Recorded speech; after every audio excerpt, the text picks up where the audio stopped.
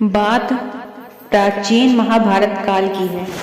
महाभारत के युद्ध में जो कुरुक्षेत्र के मैदान में हुआ, जिसमें 18 अछोड़ी सेना मारी गई, इस युद्ध के समापन और सभी मृतकों को श्रद्धांजलि देने के बाद पांडवों सहित श्री कृष्ण पितामह भीष्म से आशीर्वाद लेकर हस्तिनापुर को वापस हुए।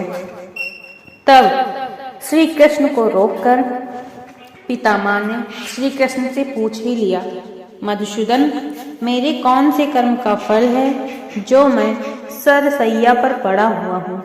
यह बात सुनकर मधुसूदन मुस्कुराए और पितामह भीष्म से पूछा, पितामह, आपको कुछ पूर्व जन्मों का ज्ञान है?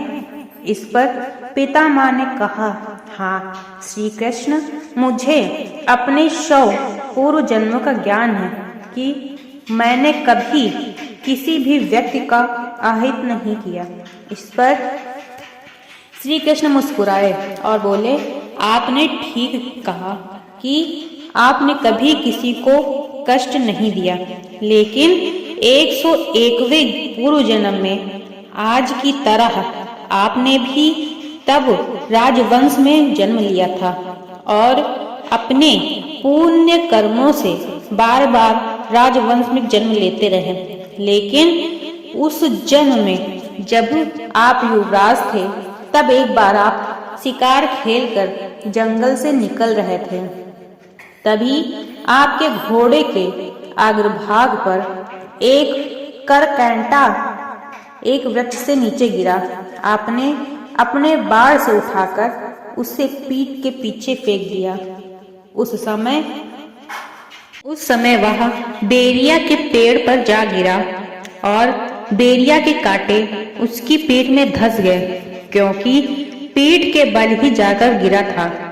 करकैंटा जितना निकलने की कोशिश करता, उतना ही कांटे उसकी पीठ में चुभ जाते और इस प्रकार करकैंटा 18 दिन जीवित रहा और यही ईश्वर से प्रार्थना करता रहा, हे ईश्वर, युवराज, जिस तरह से मैं तड़प तड़प कर मृत्यु को प्राप्त हो रहा हूँ, ठीक इसी प्रकार तुम भी होना।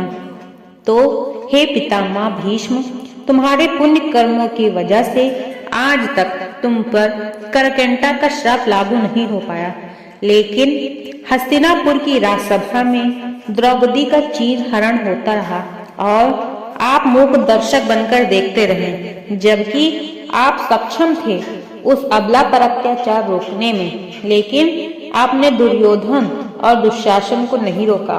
इसी कारण पितामह आपके सारे पुण्य कर्म क्षीण हो गए और करकैंटा का श्राप आप पर लागू हो गया।